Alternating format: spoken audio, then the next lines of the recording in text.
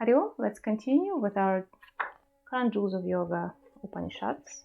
And we're looking for mantra 6b, 7 and 8, description of Mooladhara. So we're going to be a little bit more detail different aspects of this chakras, which we looked through in our previous mantra. In the Sanskrit, it says Adaharam Prathamam Chakram Svadhistanam Dvitiyayakam Yonishtanam Dvayormadye Kamaroopam Nigadyate Kamakyam Tu Gudastane Pankhyayam Tu Chaturdalam Tan Maldye Prachyate Yoni Kamakya Sida Vandita Tatsya Madhye Mahalingam Pachimabhi Mukham Tikam. So the translation will be first in sequence is the Adhara Mooladhara chakra and the second is Svadhisthana. Between the two, Mooladhara and Svadhisthana, is the seat of the Yoni called Kamaroopa. The four-petal lotus is the anal region is known by the name of Kama. In the center of the lotus is the Kama Yoni, which is worshipped by Siddhas. In the center of the Yoni, the westward-facing Mahalinga is situated. It will be the translation, and we'll have a luckily commentary so we can understand what it means. In this description of Mooladhara chakra, the reference to Yoni, Mahalinga, and Kamaroopa are of a symbolic significance. The word Kamaroopa means the form of desire, which is said to be situated in between Mooladhara and Svadhisthana. This refers to the close proximity and association of both centers with the reproductive organs and sexual drive. Kandarpa Vayu, a manifestation of prana in the region of Mooladhara, represents deep desire and is related with procreation. The presiding deity of Mooladhara is Brahma, the creator. Therefore, the natural inherited urge of Mooladhara is to create. The will to create it in its variety of expression symbolizes the creative will of Shakti in the form of Kundalini. And we remember that this is where they also the Shrilingam with our serpent, and it's the Kundalini dwell, not sleeps, the kind of dwell, waiting to be awakened. The word Yoni refers to the red inverted triangle where the Kundalini energy resides inside the four-petaled lotus at Mooladhara. The Yoni or womb is the source of creation as the well of spiritual transformation. Siddhas or adepts revere this creative power, which manifests in nature as inherent force of the divine. Worships, experience in realization of this creative power unlimitedly propel the sadhaka on the image Yoni. The Mahalinga situated in the Yoni or triangle represents the level of consciousness, which the sphere of creative energy at Mooladhara. The word Maha means great, and Linga means subtle form of consciousness. And it's usually presented like this, kind of like a column, phallus-shaped figure.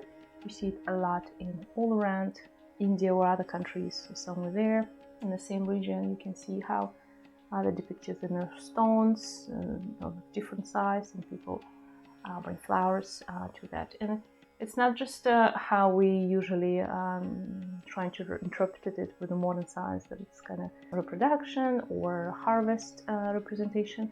No, here it has a much more deeper meaning. This is not just this physical being dwelling here. It's the start of your spiritual, as they say, the subtle form of consciousness.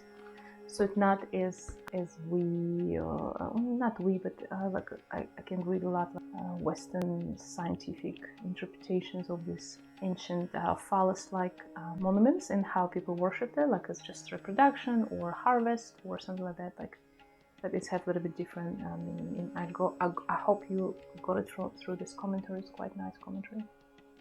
At Mooladhara, the consciousness, which is obscured and dissipated by material associations and urges, has also been symbolized as a Dhumra Linga. There's a lot of lingas, and we can I can name 3, we look through in the chakras, and there's much more.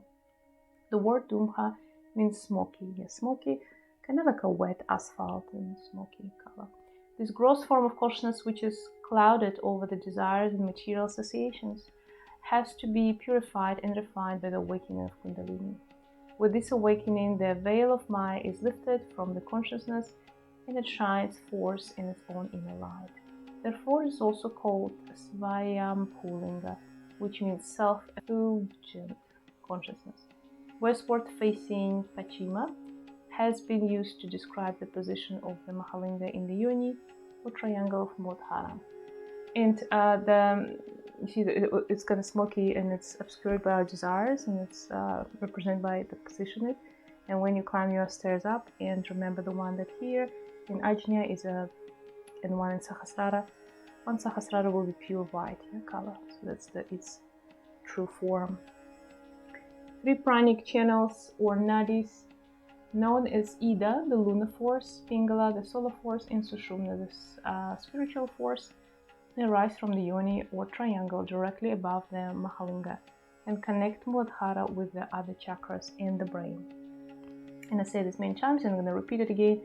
So how, although it's all kind of here and down levels, we do, it's actually located in the brain, and it's perceived in the brain, by us, because everything perceived by us in the brain, even this body perceived in the brain for us. That's how our body felt.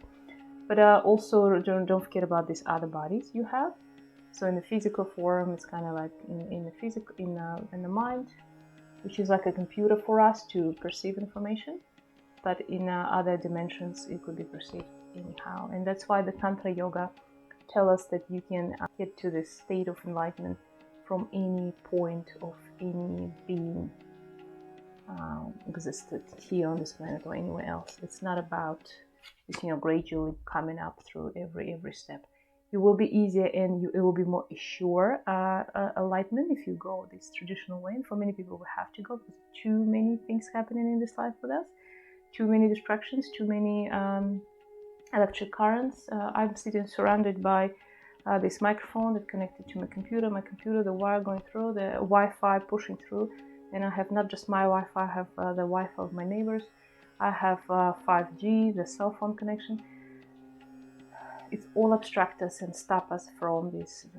That's why we're designing these particular yoga practices, and we're moving step by step. It will be easy to kind of guide you through this tunnel of obstructions, and also you have to overcome your own desires and some sanskaras that you accumulated through the lives, plus all this around us. And then that's why when people go on a retreat, some remote area, usually there's no like Wi-Fi, it's often no cell connection. I've been in all my retreats and ashrams when I get all my deep experiences, there was no even cell phone. You have to go far away somewhere on the beach to get a connection. So in that places, there's no connection to the outside world.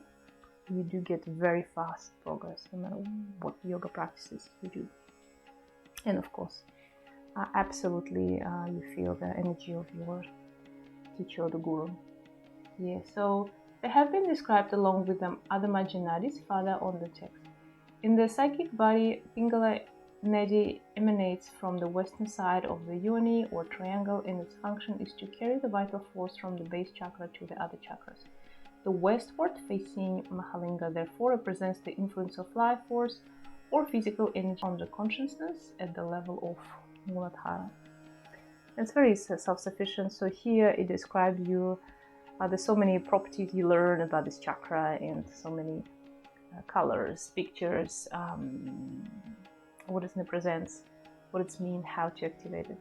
And this very nice mantra describes your actual connection to the yoni and Mahalingam and all these things. So it's very spiritual context, why and for what. The main meaning of particular chakras. Hari Om.